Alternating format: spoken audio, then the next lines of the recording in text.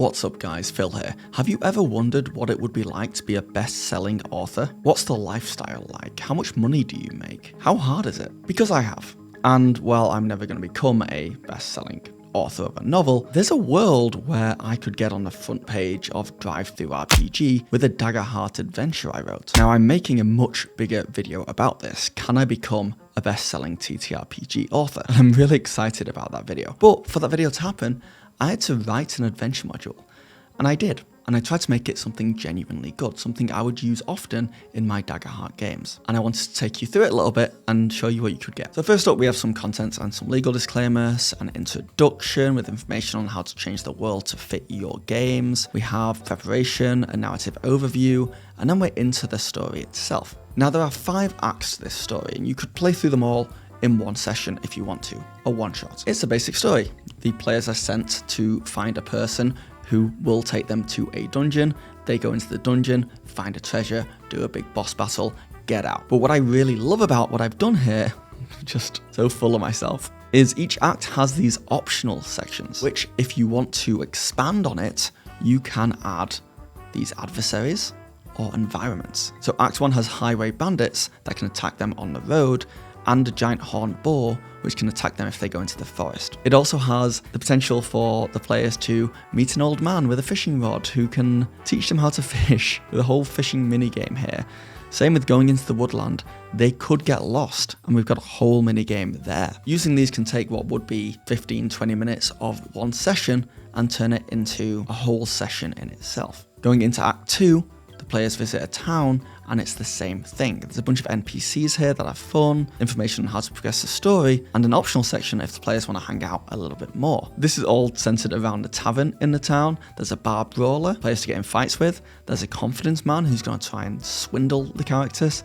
There are these environments, which I love, as a drinking competition one and a gambling card game, which are just more mini games for the players to play. And while doing this, they can get to know the NPCs more, they can network, they can find out more information, and you can put stuff in here to even spiral off into side quests. Then we're on to Act 3, which is kind of a countdown ritual where the players have to defend an NPC from attackers. And same thing again, got optional 2 adversaries. Well, this one has to be done, but this one's optional.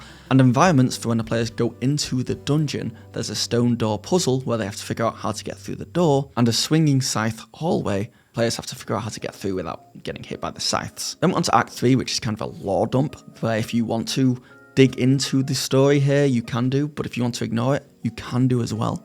And there's a big boss battle with the Trigonox, a giant rhinoceros stone-shaped beast. And we've got even more adversaries here because we have an optional wing fang, and also the Trigonox has 3 forms: a stone form, a storm form, and a void form. And the beauty of this is if you're running out of time or you don't want to spend that long doing a battle, you can just use the first form or the first 2 forms, or you can just skip straight to the 3rd form. I've tried to make this as modular as possible so you can pick and choose what you want to do, and none of this gets in the way of the story your table's trying to tell. Also in Act 4, we have 2 more environments. We have Ruin's Descent, where the players have to climb down a giant drop, and we have Dungeon Secret Doors, which I'm actually really proud of. If you want to use this whenever the players go into a new room in the dungeon, they can roll to see if there's any secret doors in there or traps in there. If they roll well, they find secret doors, which if they open, they can get loot, consumables, or gold. Nothing too insane though, don't worry. And if they roll badly, they immediately get attacked by traps. So players really need to make the decision whether they want to search the dungeon more for loot and risk hitting traps,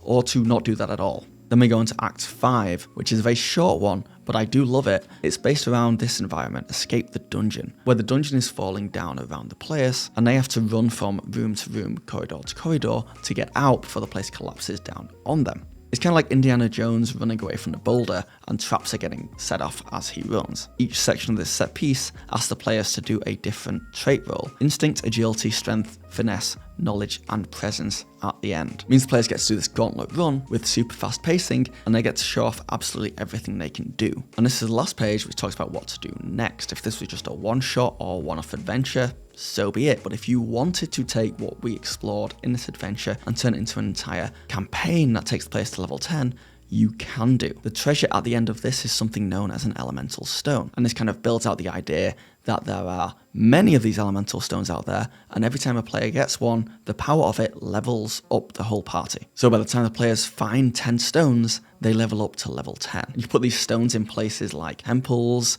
secured vaults, active volcanoes, anything you want really, and then tie them up into something like a bigger threat that the players need to defeat. So they get to level up, they get the MacGuffins that help them level up, and then they get a reason to level up, which is defeating this big bad guy. I am super proud of this adventure that I've written. It is for level 1, but it is easy enough to just increase the difficulty and increase the damage dice of everything and use this for tier 2 as well. Maybe not tier 3 or tier 4, because you don't want your players fighting a boar.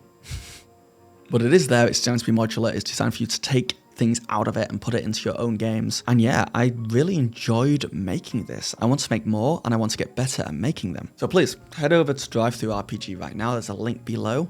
It's really cheap and you'll be doing me a huge favor so that I can make this video that I'm working on called Can I Become a Best-Selling TTRPG Author? One of the best videos I've ever made. Let me know in the comments if you want to see any cool adversaries or environments in the future. I also release new ones monthly on my Patreon if you want to check that out as well. But yeah, thanks for watching. Bye now.